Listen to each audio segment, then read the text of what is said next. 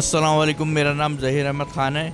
मैं मलीर का रहने वाला हूँ और मैं अपने रोज़गार के लिए चिंची चलाता हूँ, जौहर से नीपा चौरंगी तक।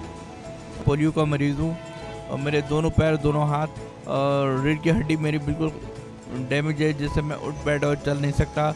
मुझे एक लड़का उठा के बैठाता है गाड़ी पे, एक वही लड़का मुझे रात को उठाता है। अपनी बीमारी को मजबूरी नहीं समझता और भरपूर ज़िंदगी गुजारता हूँ और खुशहाल ज़िंदगी गुजारता हूँ। हर आदमी को अपने हिसाब से काम करना चाहिए, जो भी माजूर हो। माजूर अगर है तो ये थोड़ी है कि वो घर में बैठ जाए या कोई काम न करे। उसको चाहिए कि हर काम करे और मेहनत से कमाए, इज़्ज़त से कमाए, माशरे में एक अच्छा मकाम हासिल करे। माजूरी को अपनी मजबूरी ना बनाए। ये मुझे मुश्किलात भी होती है, मगर उस मुश्किलात को मैं इग्नोर कर देता हूँ और सख्त मुश्किलात होती हैं चलाने में, मगर मैं उसके बावजूद चलाता हूँ, क्योंकि मुझे रिज़्क़ हलाल कमाना है और अपने ख़ानदान की किफ़ालत करनी है। मैं किसी के आगे हाथ फैलाना नहीं चाहता।